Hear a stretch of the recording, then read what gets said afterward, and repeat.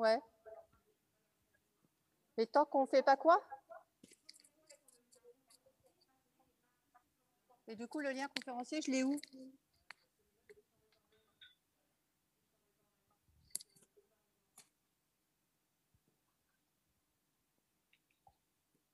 nous, on va voir ce qui se passe quand même là.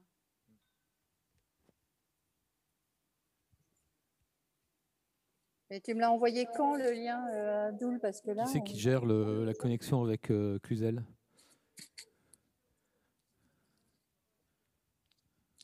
C'est bon, on en a, Christelle.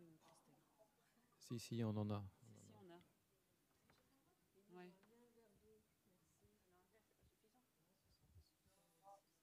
Je comprends rien. C'est bon. Non.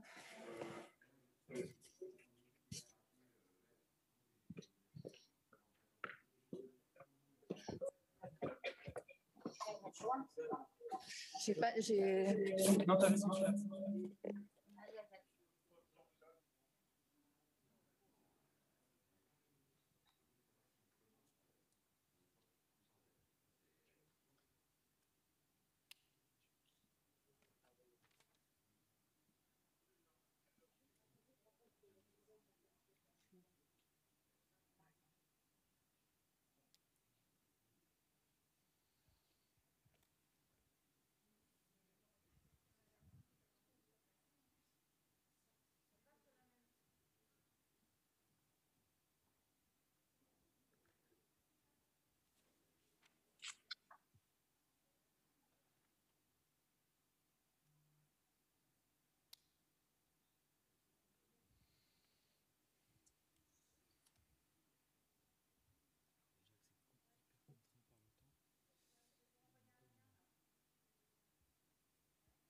En fait, les conférences, enfin les journalistes. Est-ce qu'on peut imaginer de démarrer avec la présidente ensuite?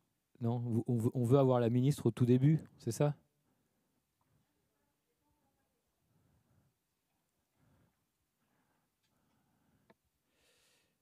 C'est là qu'on se sent un peu seul. Moi, pour ma part, je partage Hugues. Pourquoi pas démarrer dans le timing, et ça nous permet effectivement de... Parce qu'il est déjà 14h03.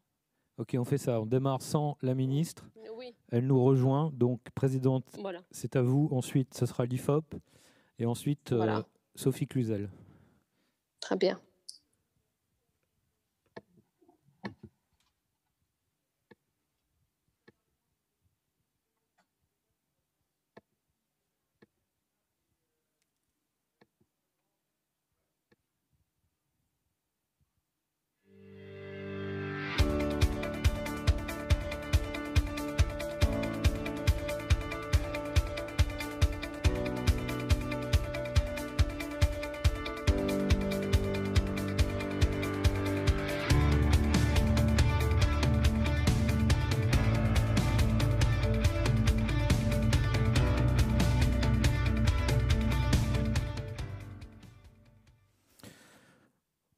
Bonjour à toutes, bonjour à tous, bienvenue pour cette seconde demi-journée de notre université du réseau des référents handicap, qui démarre donc avec une conférence de presse que nous organisons autour de la publication d'une étude que nous avons réalisée avec l'IFOP sur le handicap en entreprise. On va y revenir. Donc pour animer cette conférence de presse, nous serons en présence de Malika Bouchiwa, qui est la présidente de la GFIP. Bonjour Malika Bouchiwa. Bonjour. François Legrand, qui est chargé d'études senior à l'IFOP. Bonjour François. Bonjour. Sophie Cluzel, qui va nous rejoindre dans quelques instants. Solange Tessier, qui est en plateau. Bonjour à tous et à toutes. Ah, bonjour, excusez-moi Madame la Ministre, je ne vous avais pas vu à l'écran. Heureux de vous accueillir donc, pour cette conférence de presse. Solange Tessier, qui est chargée de mission à la délégation régionale AGFIP Auvergne-Rhône-Alpes. Bonjour Solange. Bonjour Hugues. Et puis Christine Dolé-Delmotte. Bonjour Madame. Vous êtes référente handicap du groupe Apicil. Et sans dévoiler de grands secrets, voilà, le groupe Apicil vient de signer il y a quelques heures une convention, donc en présence de la ministre, une convention avec la GFIP. Alors, bonjour. Tout d'abord, Malika Bouchiwa, nous sommes à l'université du réseau des référents handicap. Le thème de cette université, c'est le passage à l'action. Alors comment la GFIP, ces derniers temps, s'est mobilisée justement pour accompagner, outiller et favoriser ce passage à l'action et maintenir la mobilisation autour du sujet handicap dans les entreprises? Oui, Hugues, nous sommes nombreux à maintenir ce cap, un cap pendant cette période, une période donc spécifique, donc une période de crise sanitaire. Donc c'est aussi une période propice pour l'emploi et le maintien des personnes en situation de handicap. On est mobilisé depuis longtemps, mobilisé surtout depuis cette crise pour déployer l'ensemble de nos actions. Aux côtés de l'État, donc effectivement, il y a des mesures d'aide de l'État donc pour maintenir en fait l'action, mais aussi donc la GFIP à travers son conseil d'administration avec nos collègues FIP, nous avons effectivement assuré pas mal de mesures exceptionnelles pour accompagner donc le soutien de l'emploi des personnes en situation de handicap. Des mesures phares telles que l'aménagement pour le télétravail, des mesures aussi en soutien de l'alternance, en complément par rapport à la mesure de l'État, des mesures aussi pour l'emploi, telles que le soutien auprès des entrepreneurs, donc dans leur création d'entreprise, mais au-delà aussi en termes de soutien financier, parce qu'on sait qu'une personne en situation de handicap, passer le cap de la création d'entreprise, c'est quand même un cap, on va dire, déterminant, mais à la fois fragile. Donc, la GFIP à leur côté pour les accompagner à soutenir leur activité. On sait que la période est longue et donc il faut qu'on soit présent.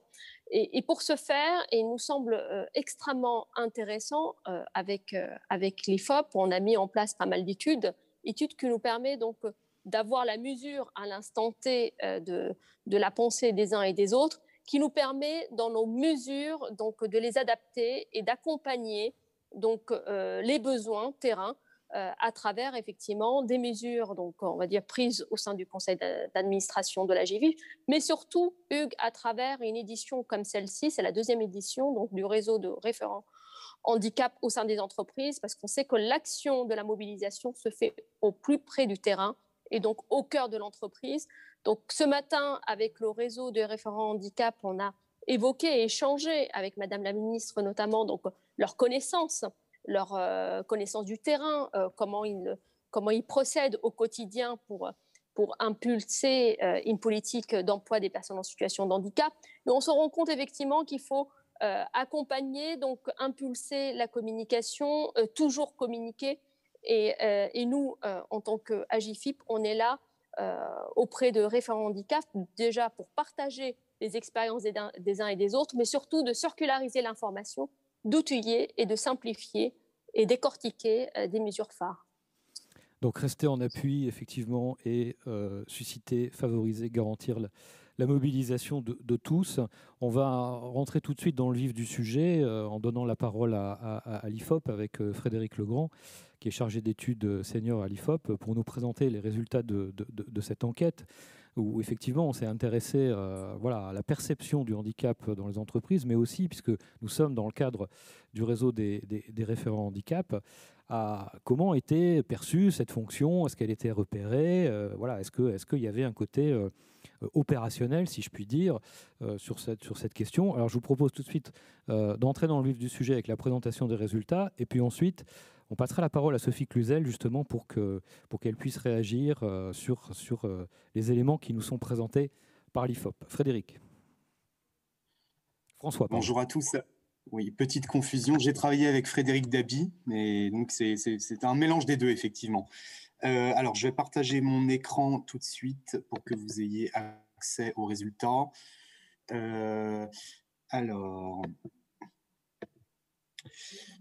Donc effectivement, je suis ravi de pouvoir vous présenter les principaux enseignements de cette étude exclusive, donc IFOP, AGFIP, emploi et handicap. Quelles sont les connaissances et attentes des salariés à l'égard de leur employeur? Avant de rentrer dans le vif du sujet avec les résultats, vous avez l'habitude de l'habituel point méthodologique. Alors, C'est une enquête qui a été réalisée auprès des salariés occupés en France, salariés occupés, c'est-à-dire des salariés en poste, auprès d'un échantillon donc, de taille conséquente de 1004 personnes, échantillon représentatif donc des salariés en France, secteur privé et secteur public. Donc la représentativité de l'échantillon a été assurée par la méthode des quotas, appliquée au sexe, à l'âge, à la profession, au secteur d'activité, à la taille d'entreprise et après stratification par région et par catégorie d'agglomération. C'est une enquête qu'on a réalisée donc, au cours du mois de février, précisément du 19 au 26 février 2021, et c'est une enquête qui a été réalisée par questionnaire auto-administré en ligne. Alors, c'est une étude qui porte notamment donc, sur la fonction du référent handicap, la connaissance, la perception qu'ont les salariés de cette fonction, mais plus globalement, nous avions souhaité également introduire cette enquête avec des questions plus générales sur l'importance accordée au sujet du handicap dans la vie professionnelle, avec une première question assez générale qui portait sur l'importance accordée à différents sujets relatifs à la vie professionnelle. Et on le voit, la question de l'emploi des personnes en situation de handicap par les entreprises est considérée comme un sujet important par les salariés, puisqu'ils sont 39% à estimer que c'est un sujet prioritaire, 53% à estimer que c'est un sujet important mais pas prioritaire, et seulement 8% des salariés estiment que c'est un sujet secondaire. Alors ça vient après la question de l'amélioration du bien-être au travail des salariés, mais qui est un sujet qui concerne plus largement l'ensemble des personnes qu'on a interrogées et qui les concerne directement. Donc 74% jugent que c'est un sujet prioritaire. Et ça vient aussi un peu après la question de la lutte contre le sexisme en entreprise, considérée comme prioritaire par 51% des salariés, avec, comme vous pouvez l'imaginer, un effet lié au genre. Les femmes sont 57% considérées que c'est un sujet prioritaire contre 45% pour les hommes. Et en revanche, la question de l'emploi des personnes en situation de handicap se positionne comme plus important pour les salariés que la question plus clivante de la promotion des personnes issues des minorités ethniques au sein de l'entreprise, considérée comme prioritaire par seulement 20% des salariés, et à l'inverse secondaire comme par plus d'un quart des salariés qu'on a interrogés, 26%. Alors, ce qui est intéressant, c'est quand on rentre dans le détail et on regarde plus précisément l'importance donc accordée au handicap en fonction de différents critères.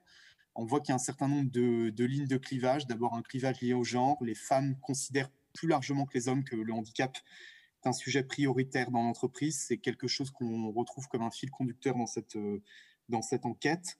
Également un effet lié à l'âge, avec à la fois les plus jeunes, les 18-24 ans, et les plus âgés, les plus de 50 ans, qui considèrent que c'est un sujet prioritaire. Les employés, les agents des collectivités territoriales, et puis assez logiquement, on le voit, les personnes qui sont concernées par le handicap, soit à titre personnel, donc 58% des personnes concernées à titre personnel estiment que c'est prioritaire, ou ayant un proche en situation de handicap. Alors, quand on rentre un peu plus dans le détail sur différents sujets liés au handicap, quels sont ceux qui sont considérés comme étant les plus importants, les plus prioritaires? Bien, on voit que les résultats sont assez serrés, mais se distingue en premier lieu la question de l'amélioration de l'accessibilité des locaux des entreprises pour les personnes à mobilité réduite, qui est considérée comme un sujet prioritaire par 3/4 des salariés qu'on a interrogés. Vient ensuite la lutte contre les discriminations à l'embauche, l'amélioration de la qualité de vie au travail des personnes en situation de handicap, donc prioritaire pour 2/3 des salariés interrogés, l'amélioration de l'intégration des personnes en situation de handicap au sein du collectif de travail, l'amélioration de l'accessibilité numérique, notamment pour les personnes avec une déficience visuelle, et l'amélioration de l'organisation du travail et du temps de travail des personnes en situation de handicap. Un petit peu plus en retrait, la question de l'évolution des carrières des personnes en situation de handicap. Donc c'est bien la question, en tout cas, de l'accessibilité des locaux qui est l'enjeu considéré comme le plus important, et qui renvoie, vous allez le voir aussi, à une association faite par les salariés forte entre handicap et problème de motricité, mais donc une vision qui reste assez stéréotypée du handicap. Alors, on a également souhaité introduire dans cette enquête une question ouverte permettant de quantifier de façon spontanée les évocations associées au handicap dans la vie professionnelle. Alors, plusieurs constats à partir donc, de ce nuage de mots, plusieurs constats qu'on peut faire. D'abord, le fait que, en effet, le handicap est associé notamment au handicap moteur. Vous voyez sur la partie gauche du nuage de mots qui apparaît le mot roulant, donc fauteuil roulant, au handicap moteur, au handicap mental et à la surdité. Donc, on va le voir à nouveau dans cette présentation. La connaissance et la vision qu'ont les salariés du handicap reste associée à certains types de handicap, mais pas à tous. Également à la question de l'adaptation et de l'accessibilité qui ressort de façon spontanée dans les évocations qu'on a recueillies. Et puis aussi, vous le voyez malgré tout, le terme difficulté qui apparaît quand même au centre du nuage de mots. C'est un constat qu'on a déjà eu l'occasion de poser avec l'AGEFIP dans le baromètre qu'on réalise à l'automne. Le handicap reste perçu quand même comme étant un enjeu assez difficile pour les salariés dans les entreprises. Alors, on a souhaité voir quelle image plus précisément les salariés avaient du handicap et de la reconnaissance possible de différentes pathologies et de différents troubles avec le statut de travailleur handicapé. Et donc, on voit que la vision qu'ont les salariés en France du handicap, elle reste assez stéréotypée autour des troubles de la vue, des troubles auditifs et des troubles de la motricité, qui sont donc 3 troubles majoritairement, même très majoritairement perçus comme pouvant donner lieu à une reconnaissance de statut de travailleur handicapé. Mais en revanche, les salariés en France peinent davantage à associer certaines pathologies comme les rhumatismes, comme la dépression, comme le diabète, comme l'asthme, comme les allergies, comme étant des pathologies pouvant donner lieu à la reconnaissance du statut de travailleur handicapé. Donc on a une vision du handicap assez stéréotypée et qui est une connaissance, on voit, partielle. Alors, on a souhaité également mesurer dans cette enquête la connaissance de différentes obligations des entreprises en lien avec le handicap. 3 obligations. D'abord, l'obligation pour les entreprises d'au moins 20 salariés d'employer des personnes en situation de handicap dans une proportion minimale de 6% de l'effectif total. C'est une obligation qui est globalement bien connue des salariés. On voit 79% d'entre eux en ont déjà entendu parler. Et ils sont plus d'1 sur 2, 48%, à voir précisément de quoi il s'agit. Donc l'obligation d'emploi, elle est bien connue. De la même manière, l'obligation pour les entreprises ne respectant pas le seuil de 6% de travailleurs handicapés de payer une contribution financière, elle est aussi bien identifiée par plus des 3/4 des salariés qu'on a interrogés, dont à nouveau 48% qui voient précisément de quoi il s'agit.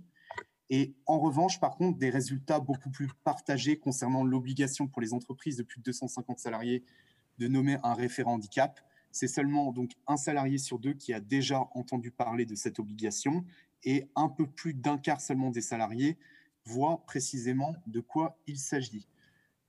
Alors, si on se penche plus précisément sur cette connaissance donc, de la nomination du référent handicap dans les entreprises de plus de 250 salariés, qu'on regarde les résultats détaillés, on voit que la mesure est un peu plus connue par les cadres, 33%.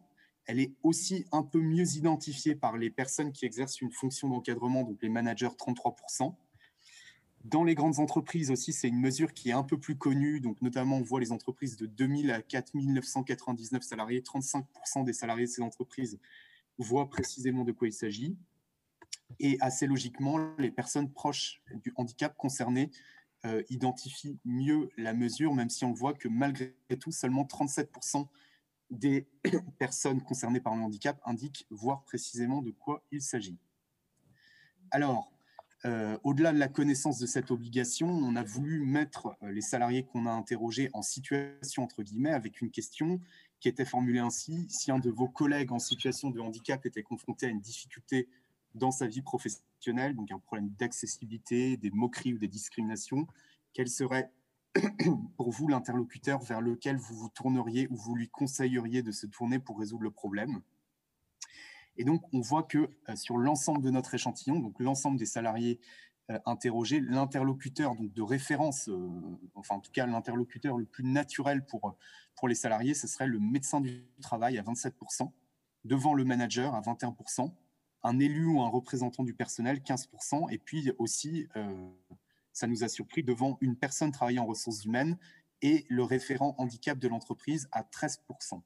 Alors, on a souhaité zoomer sur les salariés des entreprises de plus de 250 collaborateurs, donc qui sont directement concernés par cette fonction donc, de référent handicap. Et on voit que même au sein de ces entreprises, le référent handicap n'est cité que par 16% des salariés interrogés, loin derrière à nouveau le médecin du travail ou le service de santé au travail de l'employeur. Donc c'est au global des salariés occupés en France un interlocuteur qui n'est pas encore perçu comme l'interlocuteur naturel vers lequel se tourner, mais en revanche, on a également souhaité zoomer dans notre échantillon sur les personnes concernées par un handicap, c'est un peu plus de 10% de notre échantillon, et là on voit que la hiérarchie n'est pas du tout la même, puisque cette fois-ci, c'est bien le référent handicap de l'entreprise qui est cité en premier comme étant l'interlocuteur vers lequel se tourner par 28% donc, des travailleurs handicapés qu'on a interrogés. Et ce référent handicap est donc positionné devant le médecin du travail à 24% et surtout devant le manager qui, lui, est cité beaucoup plus en retrait à 12%. Alors, on a souhaité aussi savoir si les salariés pensaient ou non que leur entreprise, leur organisation disposait d'un référent handicap. On voit une part importante d'entre eux ne se prononcent pas, c'est un tiers d'entre eux qui ne se prononcent pas, et c'est même davantage le cas dans les entreprises de plus de 250 collaborateurs, où on a pratiquement un salarié sur deux qui n'est pas en capacité de répondre, 23% qui estiment que leur entreprise dispose d'un référent handicap, et 45% qui pensent que non. Alors, donc, vous le voyez, une connaissance qui est encore partielle de cette fonction du référent handicap, mais quand on interroge les salariés sur cette obligation de nommer un référent handicap, on voit que même s'ils ont une connaissance partielle de la mesure, en revanche, c'est une approbation qui est quasiment plébiscitaire, puisque 96% des salariés qu'on a interrogés estiment que c'est une bonne chose que cette obligation de nommer un référent handicap. Et quand on regarde dans le détail, c'est ça ce qui nous intéresse particulièrement avec ces échelles de réponse en 4, donc la proportion qui disent une très bonne chose, on n'est pas à 20%, on est à 49%. Donc il y a vraiment une adhésion très forte au principe donc de nommer un interlocuteur dédié.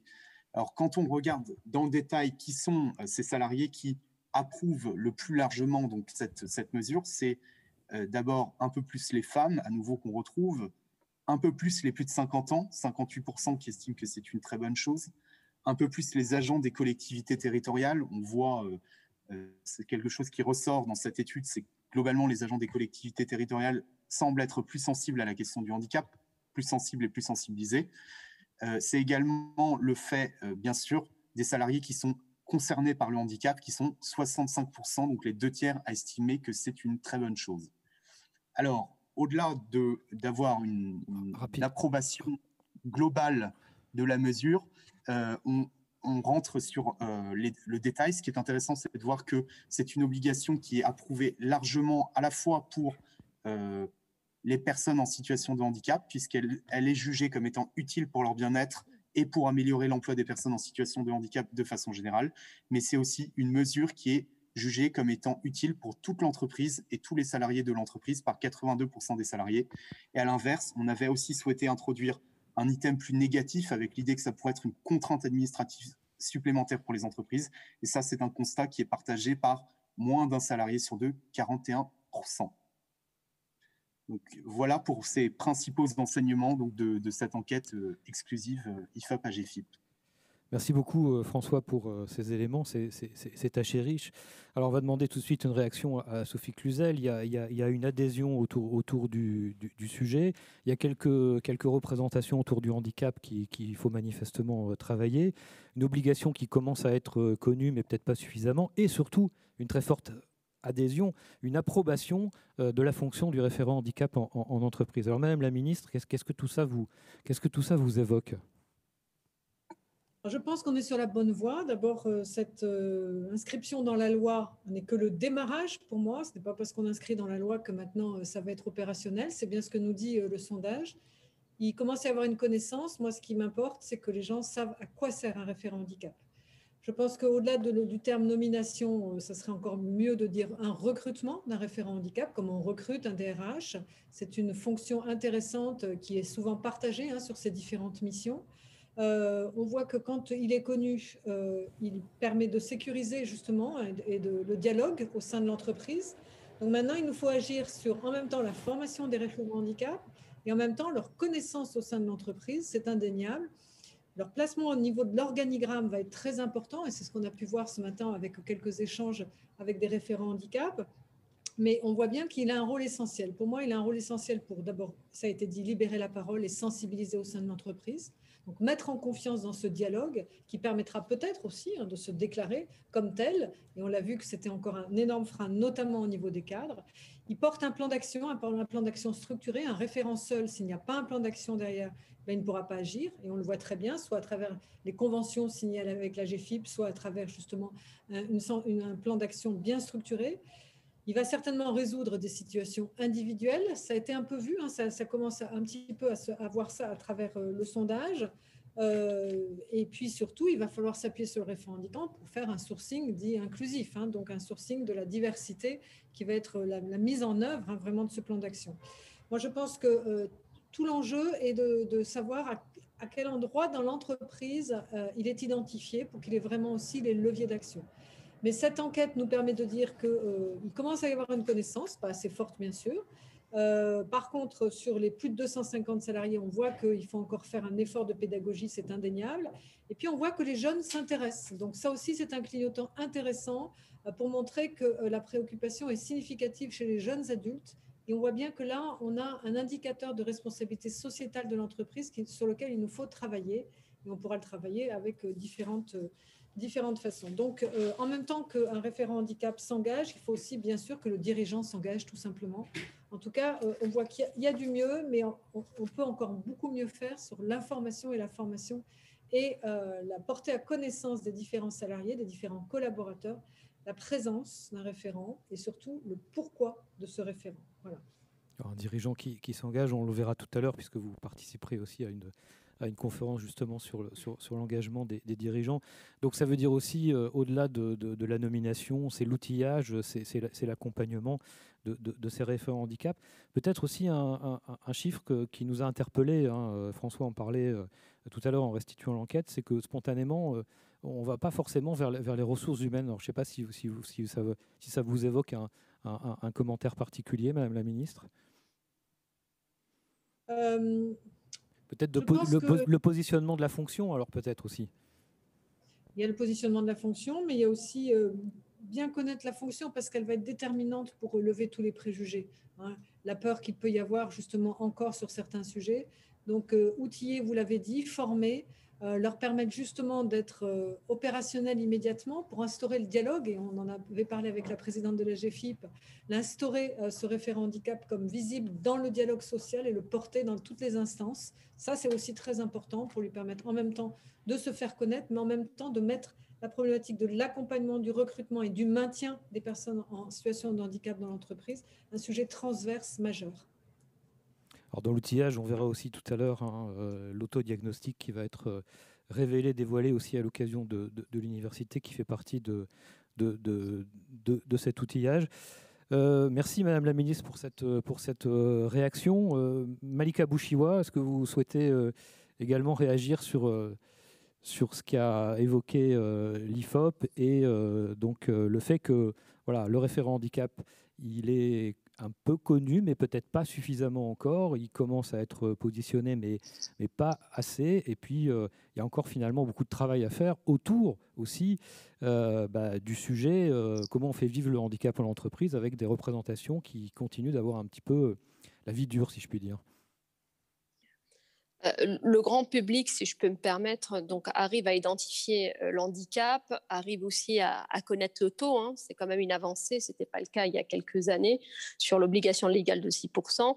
c'est vrai qu'on arrive effectivement à avoir une vision très claire d'une manière macro. Là où, en termes de communication, il faut qu'on le travaille un peu plus davantage par tout canaux, c'est effectivement comment cette information qui est centrale, qui est macro, qui est divers, comment arrive effectivement au cœur de l'entreprise. Donc, le référent handicap, il est quand même assez jeune, je tiens à le rappeler. Il est quand même connu, pas assez, mais on y arrivera.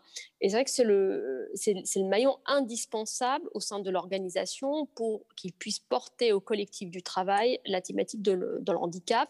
Donc, il faut certes le faire connaître, petit 1, et petit 2 surtout, lui passer toute information pour qu'il puisse assurer son rôle au sein de l'entreprise.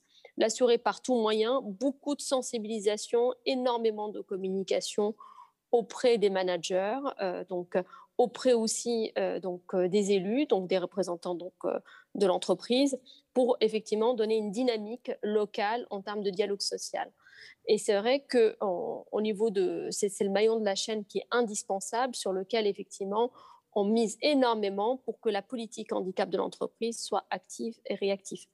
Juste pour rebondir, Hugues, moi ce n'est pas gênant qu'on n'arrive pas à identifier donc, le référent au sein de la direction de ressources humaines. Limite, j'ai envie de dire pourquoi pas. Il faut juste, comme le disait Madame la ministre, qu'il soit bien positionné dans l'organigramme pour qu'il puisse impulser et pour aussi qu'il soit le garant de l'éthique en cas de sollicitation individuelle. Je sais, si je sollicite cet individu, je peux effectivement avoir une solution et je suis effectivement dans un cercle de confidentiel, de partage d'informations personnelles, parce qu'on est quand même sur la transmission d'informations personnelles, et le faire connaître. Donc, il faut que grâce à ce type d'événement comme aujourd'hui, mais pourquoi pas d'autres, qu'on arrive à le faire connaître, à lui donner la parole, à l'outiller pour qu'il soit au cœur de l'entreprise et diffuser cette politique handicap. Donc, il faut qu'on soit dynamique et c'est vrai qu'il faut qu'on profite de la période qui est assez propice pour la thématique. Alors, on parlait si je peux rajouter quelque chose, oui, bien sûr. Quand la présidente dit que c'est encore jeune, certes, mais on est déjà à plus de 25% à peu près, grosso modo, du nombre d'entreprises cibles qui ont un référent handicap. Donc, on voit qu'on a un chemin. Il faut aussi que ça soit une façon aussi de pouvoir libérer la parole, le fait de pouvoir publier aussi, d'être visible sur notre politique handicap. Et moi, je porte haut et fort le fait qu'il faut absolument qu'on puisse construire notre baromètre comme on a fait sur l'index femmes-hommes. Et c'est comme ça qu'on a progressé sur la politique et l'index d'égalité femmes-hommes. Donc, il faut qu'on progresse et qu'on mesure. Donc, nous travaillons aujourd'hui avec les employeurs, quels qu'ils soient, pour travailler sur ces indicateurs de baromètre. Pas que le taux de handicap, mais une vraie progression. Le nombre d'apprentis, le nombre de sensibilisations, le référent handicap, etc. Il faut qu'on donne de la visibilité parce qu'on voit bien les jeunes et même les moins jeunes qui frappent à la porte d'une entreprise, ils ont besoin de savoir quel est l'ADN de l'entreprise. Et une ADN avec une entreprise qui a une politique RH inclusive, un plan d'action, ça mérite d'être connu par tous pour pouvoir justement être visibilisé et être promu, parce que c'est comme ça qu'on arrivera à faire boule de neige aussi. Alors cette notion de baromètre, Madame la Ministre, c'est pas tant finalement pour donner une note ou récompenser, c'est pour bien identifier des entreprises qui s'engagent et que les personnes en situation de handicap puissent justement s'adresser à ces employeurs. C'est ça? C'est exactement ça. C'est de la même façon que nous avons fait le baromètre MDPH, pour l'accès aux droits des personnes. C'est engager une dynamique avec l'État aux côtés des entreprises, justement, avec toutes les mesures qui ont été citées par la présidente de la GFIP, mais pas que. On parlera aussi du plan de relance inclusive. L'État est là accompagnateur, ingénieur. La GFIP doit être aussi ingénieur accompagnateur au sein des entreprises et nous devons pouvoir mesurer cette dynamique qui est enclenchée, justement pour les personnes qui viennent frapper à la porte de l'entreprise, qu'elles soient handicapées ou non, pour les collaborateurs et pour aussi mettre une émulation entre les entreprises de façon du gagnant-gagnant. Un baromètre révélateur de la dynamique des entreprises, voilà un sujet intéressant. Alors Solange Tessier, vous êtes chargée d'études et de développement à la GFIP et Christine Dolé-Delmotte, vous êtes référente handicap, on peut dire comme ça maintenant, chez Apicil, parce que vous avez signé tout à l'heure une convention donc, en présence de la ministre. Alors on parlait d'accompagnement. Alors Solange Tessier, qu'est-ce qu'on peut dire, voilà, le rôle de l'AGFIP finalement dans l'accompagnement de ces entreprises, dans l'outillage et dans le fait finalement de les aider à avancer sur le sujet du handicap et de construire des politiques inclusives? Justement, le rôle de l'AGFIP, c'est d'outiller, d'armer, d'informer, de conseiller, d'accompagner les référents handicap dans leur mission. Donc pour ça, on a plusieurs outils pour le faire. Tout d'abord, depuis début 2018, l'AGFIP conseille individuellement les entreprises dans la mise en place d'actions pour favoriser l'emploi des travailleurs handicapés. Donc c'est notre service conseil et accompagnement que l'AGFIP délivre au quotidien et sur l'ensemble des régions. Ensuite, on a un autre outil qui est le réseau des référents handicap, bien évidemment, dont c'est l'université actuellement. Donc, ça fait partie des moments où les référents handicap peuvent partager leur expérience entre eux et venir s'alimenter, s'inspirer des expériences des autres et puis également drainer de l'information. Donc, ce réseau est là pour les outiller.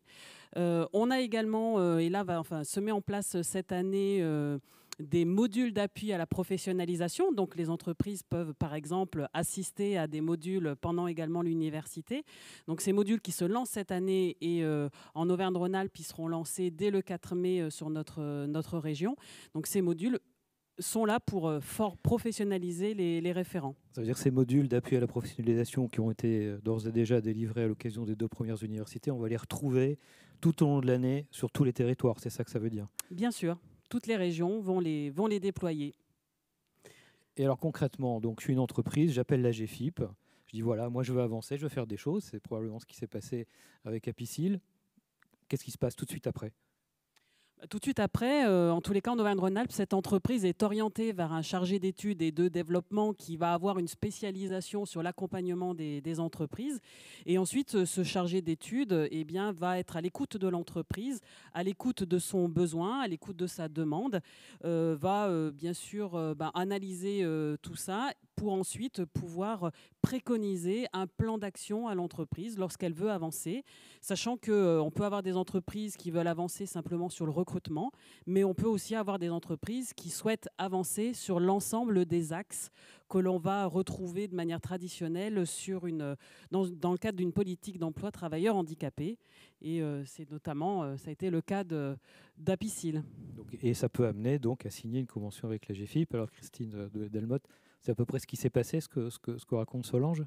Oui, c'est exactement ça, parce qu'effectivement, Apicil avait toujours œuvré pour l'emploi des travailleurs handicapés depuis longtemps, mais Apicil a restructuré ses entités employeurs. Et donc, s'est aperçu que du coup, il y avait effectivement des situations très contrastées entre les différentes entités employeurs de son groupe. Et donc, du coup, c'est comme ça exactement ce que Solange vient de dire. J'ai appelé Solange Tessier, puisqu'elle nous avait accompagnés quelques années auparavant, en lui disant, voilà la situation. Apicil veut continuer, bien entendu, dans cette politique qui a toujours été dans ses gènes. Donc, comment est-ce qu'on peut faire? Donc, en effet, avec Solange, on a dressé l'état des lieux. Donc, on a été accompagné d'abord dans un diagnostic, parce qu'effectivement, il faut savoir de quoi on part, de quelle est la situation de départ, la situation initiale. Et puis, on a commencé à travailler sur des objectifs et sur un plan d'action pour atteindre ces objectifs. Et c'est comme ça qu'on a, depuis plusieurs semaines, finalisé cette convention qui va s'étaler donc sur 3 ans. Mais c'est vrai que là, ça dépend des entreprises. Ça peut être un peu plus court. Nous, on a choisi que ce soit cohérent avec notre plan stratégique. Donc, on a choisi pendant 3 ans de s'engager dans un certain nombre d'actions. Donc, effectivement, sur tous les axes que propose la GFIP en accompagnement, c'est-à-dire la sensibilisation pour, en effet, changer le regard et essayer d'apporter de l'information, de la connaissance sur ce que c'est que le handicap et comment ça se passe dans l'entreprise. La communication interne-externe, et effectivement, il faut aussi pouvoir donner de la visibilité à l'extérieur de manière à attirer des candidats et montrer que nous sommes accueillants pour tout salarié différent. C'est des engagements en matière de recrutement, bien entendu, quelle que soit la forme, en CDI, en CDD, mais aussi par le biais de l'alternance, puisque Apicil est aussi très engagé au niveau de l'alternance. Donc ça permet en effet de qualifier, professionnaliser des étudiants et d'avoir un vivier pour du recrutement par la suite. Et puis, c'est la formation aussi, formation de tous les collaborateurs, ou surtout des managers, de manière à pouvoir appréhender à la fois au moment du recrutement, mais aussi au moment de l'intégration et au moment du parcours professionnel des collaborateurs, comment on peut traiter les situations qui interviennent, comment on peut traiter dans une équipe cette situation qui est parfois particulière. Donc voilà, vraiment des actions en matière de formation pour que l'ensemble des acteurs soient vraiment plus que sensibilisés, mais formés. Alors tout ça, on le fait aussi avec des partenaires sociaux qui sont très intéressés la ministre en parlait, le dialogue social, c'est évidemment, le handicap est un sujet de négociation collective et de dialogue social. Oui, tout à fait. Donc, le dialogue social chez Apicil est déjà très riche. Donc, effectivement, nous n'avons pas fait le choix d'un accord pour l'instant, un accord d'entreprise ou un accord de groupe. On a vraiment voulu commencer par cette convention parce qu'il fallait élever le niveau de maturité de nos différentes entités employeurs. Mais pourquoi pas? Ça peut tout à fait déboucher ensuite sur un accord. Mais pour autant, on a tenu informer, consulter nos représentants du personnel sur ce projet et sur la mise en œuvre de ce plan. N'oublions pas le maintien dans l'emploi et l'accompagnement professionnel que nous nous engageons à faire auprès des collaborateurs handicapés, accès à la formation comme n'importe quel autre collaborateur, accès évidemment à de l'évolution, à pouvoir candidater sur des postes ouverts. Voilà, donc ça veut dire que cette question va traverser tous nos process RH de manière à mettre les collaborateurs, quels qu'ils soient, au cœur de l'entreprise et travailler sur leurs compétences pour qu'ils puissent justement se développer dans l'entreprise.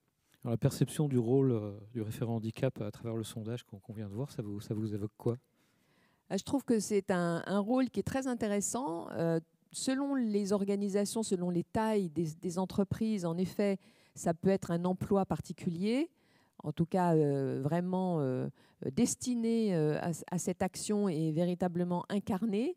Nous avons fait le choix de nommer nos responsables ressources humaines référents handicap. Comme ça, il y en a un dans chaque entité employeur. Même dans les entités qui n'ont pas l'effectif qui est requis, mais parce que voilà, c'est vraiment quelque chose qui est déjà dans les missions d'un responsable ressources humaines d'une entité, c'est d'accompagner les managers et les collaborateurs, et donc on va d'ailleurs les former aussi et les outiller pour qu'ils puissent accompagner les collaborateurs et les managers dans ces situations. La formation, l'accompagnement, l'outillage, c'est évident, ça revient. Alors, Apicil est une entreprise quand même d'une taille importante, à dire le groupe Apicil. On accompagne aussi, je crois, des TPE et des PME à la GFIP. Ah bah oui, bien sûr. On accompagne toutes les entreprises qui sont prêtes à faire avancer le sujet. Donc, ce sont des entreprises de plus de 250 salariés, mais aussi de moins de 250, voire même des entreprises de moins de 20 salariés qui ne sont pas soumises à l'obligation, mais certaines ont aussi besoin d'être informées, de savoir comment recruter, beaucoup aussi comment maintenir dans l'emploi. Donc, bien sûr, on accompagne toutes les tailles d'entreprises, tous les secteurs d'activité.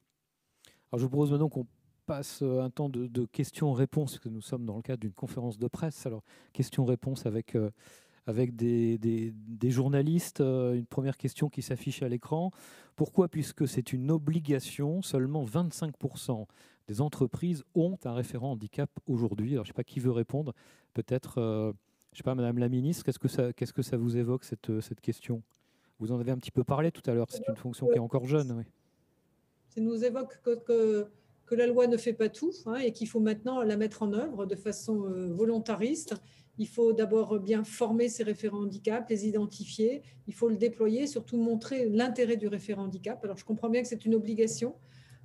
Pour autant, il nous faut surtout accompagner l'entreprise pour lui montrer qu'au-delà d'une obligation, que c'est un vrai outil de transformation RH inclusive.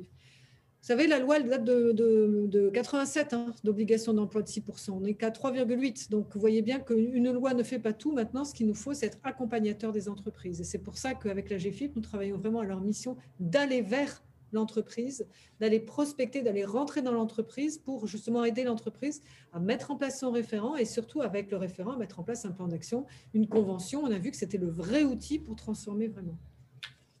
Solange, je voulais ajouter quelque chose. Oui, je voulais juste rajouter également pour côtoyer régulièrement des entreprises et des personnes qui, dans les entreprises, font avancer ce sujet. Je choisis les mots volontairement. Ces personnes-là ne sont pas forcément nommées justement référentes handicap. Donc, il n'y a pas forcément eu une démarche au sein de l'entreprise pour officialiser ce rôle de référent handicap. Il n'empêche que dans les entreprises, il y a des personnes, des responsables RH, des assistantes RH, des DRH qui jouent ce rôle de référent handicap sans pour autant être également identifiés comme tels. Alors là, c'est la question effectivement de la fonction, du métier. Effectivement, on peut exercer cette fonction sans que ce soit à temps plein. Enfin voilà, il y a plusieurs modalités de respect finalement de cette obligation et d'exercice surtout de cette fonction. Alors on a une question qui est assez similaire. Pouvez-vous nous donner des chiffres précis? On l'a dit tout à l'heure, c'est à peu près 25%. On connaît, nous, à la GFIP, les référents qui participent aux travaux du réseau des référents handicap. On n'a pas de base complètement exhaustive, mais on est en train justement d'y travailler. Une autre question sur existe-t-il des formations de référents handicap? Alors, qui veut répondre à la question? Au-delà de ce qu'on peut faire, nous, évidemment, avec des modules d'appui à la professionnalisation, mais ça n'est pas exactement de la formation. Madame la ministre, il y a des formations. Si je veux devenir demain référent handicap, est-ce que je peux suivre un cursus? Alors oui, il commence à y avoir des initiatives. À Créteil, par exemple, il y a un DU justement là-dessus, sur une formation de référent handicap. On voit que c'est un sujet dont on s'empare. Je dirais que c'est des nouveaux métiers presque à déployer, comme le sont les job coaching dans l'emploi accompagné, mais on en reviendra aussi. On a tout un métier en fait, d'accompagnement à l'amélioration des politiques publiques, dont le référent handicap, sur lequel nous sommes en train de travailler. Et on voit qu'il commence à y avoir des formations, des filières métiers intéressantes, et au-delà, je dirais, de modules de façon de formation généraliste RH, il faut qu'on développe aussi dans la formation initiale, continue dans la formation initiale surtout de tous les managers dans les entreprises, dans les écoles de commerce, tout simplement à prendre en compte cette diversité et dans leur recrutement et dans leur management. Donc, il faut faire feu de tout bois, partout, formation initiale, formation continue, des formations spécifiques pour développer justement et en faire une force de transformation d'une RH inclusive. Voilà, on a une question qui nous demande si finalement le sujet du handicap, c'est clivant dans l'entreprise. Alors, c'est peut-être pas exactement le terme que j'aurais retenu. Alors, on parlait de dialogue social d'ailleurs tout à l'heure. En général, c'est pas un sujet clivant au niveau du dialogue social. Est-ce que ça vous évoque quoi, cette question? Non, je crois qu'effectivement, le handicap est un sujet sur lequel on s'entend assez bien avec les partenaires sociaux. Nous avons fait le choix, nous, de mettre le handicap dans une politique diversité et inclusion plus large, dans laquelle, effectivement, on va aussi parler des origines, on va parler de l'égalité femmes-hommes, on va parler de l'âge, on va parler de l'identité sexuelle. Donc, il y a comme ça plusieurs sujets qui peuvent effectivement être clivants, entre guillemets. Mais je pense que sur le handicap, il y a quand même un certain consensus et qu'en effet, c'est un sujet qui est plutôt bien abordé par nos dirigeants, par nos partenaires sociaux et bien entendu par les collaborateurs et les managers. Voilà, on nous demandait aussi combien d'entreprises étaient concernées. Je crois qu'on peut dire qu'il y a à peu près 7000 entreprises qui sont au-delà de 250 salariés et qui sont concernés par cette obligation. Une question, a-t-on bien identifié les réticences à l'embauche des personnes handicapées? Alors, Madame la Ministre, il y en a encore quand même quelques réticences à l'embauche. On les connaît. Il faut évidemment y travailler. Bien sûr, la première, d'abord, c'est une somme colossale encore de préjugés sur le handicap. Et dans votre enquête, on le montre bien. Alors, la représentation, elle est quand même extrêmement limitée de ce que peut être une personne en situation de handicap. Donc, il faut parler des 80% de handicap invisible. Il faut travailler justement à ce que veut dire handicap et compensation pour mettre de façon optimale. Les freins, ils sont aussi la vision d'un parcours compliqué pour embaucher une personne handicapée. Donc, il faut simplifier, donner de la lisibilité, accompagner les entreprises, avoir qu'une seule porte d'entrée. Ça, c'est mon dada, de simplifier la porte d'entrée dans le droit commun. La porte d'entrée, c'est Pôle emploi maintenant, parce qu'on a rapproché Pôle emploi et Cap emploi, et que tout le back-office, c'est à la charge justement des organisations et non pas à la charge ni de la personne ni de l'employeur. Et il faut être aussi immédiatement réactif quand il y a un besoin, par exemple sur le maintien dans l'emploi, pour être tout de suite aux côtés de l'entreprise, aux côtés de la personne. Donc, les freins, ils sont identifiés depuis longtemps. Une imagerie, je dirais, de complexité, de problématiques de lourdeur, de problématiques encore de sources de problèmes. Et il nous faut renverser complètement. On a commencé à le faire, on change totalement le regard. On a vraiment des leviers pour ça. Je ne parlerai que du duo D, qui est plébiscité maintenant pour être un vrai levier de transformation. Il nous faut en parler et reparler. C'est pour ça qu'une séquence comme aujourd'hui est extrêmement importante pour faire savoir et faire connaître. Et puis, il faut aussi rétablir cette confiance et montrer que, annoncer qu'on est en reconnaissance de qualité de travailleur handicapé. Et je pense que la première des choses qu'il nous faut faire tous ensemble, c'est changer ce mot de travailleur handicapé, parce qu'on embauche un collaborateur, on n'embauche pas un travailleur handicapé. Et là, je pense qu'au niveau sémantique, il va nous falloir donner un grand coup de balai John là-dessus, parce que ce mot, quand on parle de placement ou de travailleur handicapé, excusez-moi, on n'est vraiment pas du tout dans le droit commun et dans le regard positif d'un futur collaborateur, qui soit salarié, qui soit cadre, qui soit ouvrier. Et on a créé en fait une sémantique spécifique au handicap, mais c'est historique, je veux dire, c'est notre poids historique depuis 1987, 75 et 87. Et là, il faudrait qu'on libère un peu les choses et qu'on change carrément cette sémantique pour aller vers justement une non-différenciation sur l'acte de recrutement et par contre être extrêmement proactif sur l'accompagnement et de la personne et de l'entreprise. Voilà, changeons le regard, changeons la thématique et affichons l'engagement des employeurs. Voilà, on va conclure cette conférence de presse puisque le temps nous est compté. Madame la ministre, on vous retrouve dans quelques minutes sur une conférence qui s'appelle DG, Mobilisation générale pour le handicap des dirigeants passés à l'action, puisqu'on l'a dit, le sujet du handicap, c'est aussi un sujet de portage au plus haut niveau des entreprises.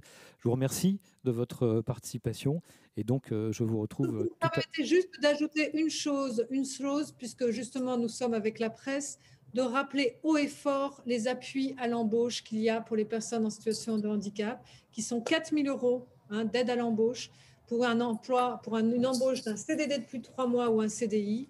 On voit que 66% aujourd'hui des embauches sont en CDI avec cette aide financière et 8 000 € pour l'apprentissage, pour l'aide à l'emploi jusqu'à fin juin, sans limite d'âge. Et je pense qu'aujourd'hui, il est de notre devoir, cela nous oblige, avec la crise économique, de le rappeler haut et fort. Voilà, merci. Ouais, c'est très important de le rappeler, effectivement, et de dire aussi que, évidemment, les aides de l'État qu'a évoqué la ministre sont cumulables aussi avec les aides de la GFIP, et c'est important.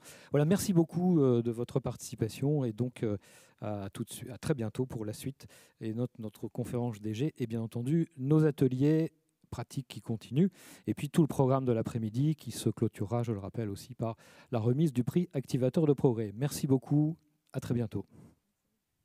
Merci.